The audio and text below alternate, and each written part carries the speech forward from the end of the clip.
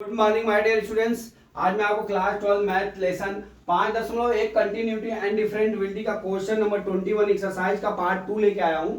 इसमें क्या दिया है, discuss the continuity of the following function fx is equal to sin x minus cos x है। ये बी वाला है, दूसरा सवाल है। ठीक है, इसका पार्ट 2 है, मतलब बी वाला है।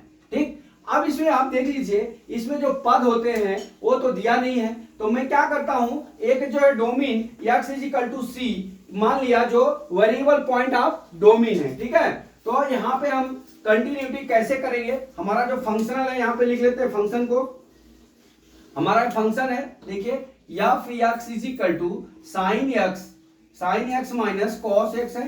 ठीक है, यहां पे अपने को कंटिन्यूटी ज्ञात करना है, इसलिए x is equal to c in any variable point of domain. ठीक है, तो यहां पे हम क्या करते हैं, हम तीन तरह से अपना जो है पोजीशन पे जाते हैं, तभी हमारा क्या होता है, कंटिन्यूटी होता है। पहले लेफ्ट हैंड लिमिट, दूसरा क्या होता है राइट हैंड लिमिट, तीसरा क्या होता है, तीसरा ये होता है फंक्शनल वैल्यू। ठीक है, ये तीनों इक्वल होगा तो वहां पे जो हमारा फंक्शन होगा कंटिन्यूटी होगा, और तीनों इक्वल नहीं है तो वहां पे फंक्शन हमारा कंटिन्यूटी नहीं होगा। ठीक है, अब पहले हम निकालते हैं पहला लेफ्ट हैंड लिमिट। ठीक है, left hand limit at x is equal to सी।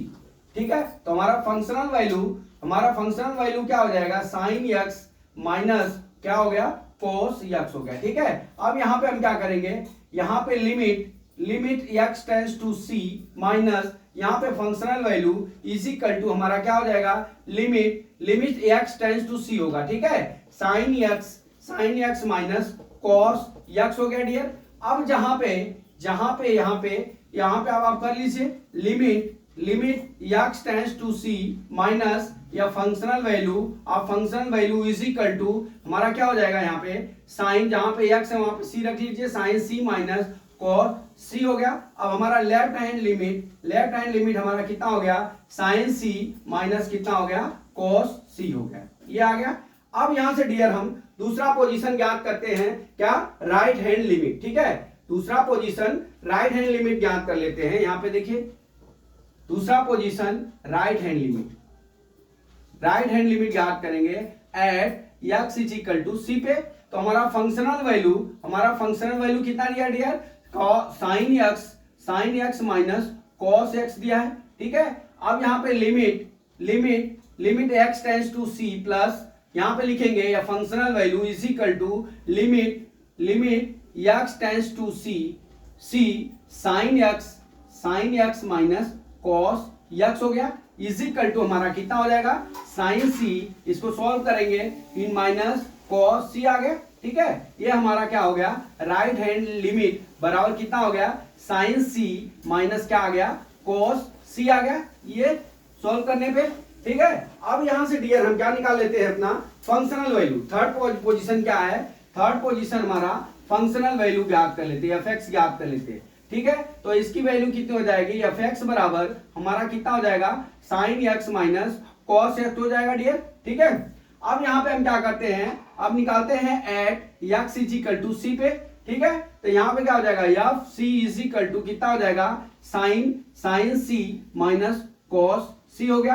अब हमारा फंक्शनल वैल्यू कितना आ गया, साइन c माइनस कितना हो गया, कॉस c हो गया डियर। अब ये हमारा तीनों क्या हो गया, देखिए यहाँ पे left hand limit right hand limit ये क्या हो गए, तीनों इक्वल हो गए। ठीक है, क्या हो गए, यहाँ पे लिखता हूं left hand limit right hand limit बराबर राइट हैंड लिमिट और क्या हो गया, functional value is equal to कितना हो गया हमारा, sine is equal to sine C minus cos C.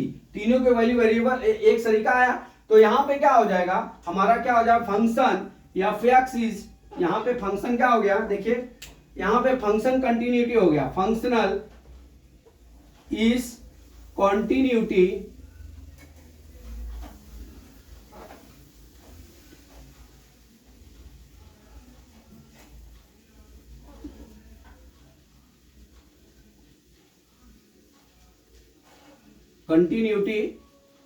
function is continuity at x is equal to c variable point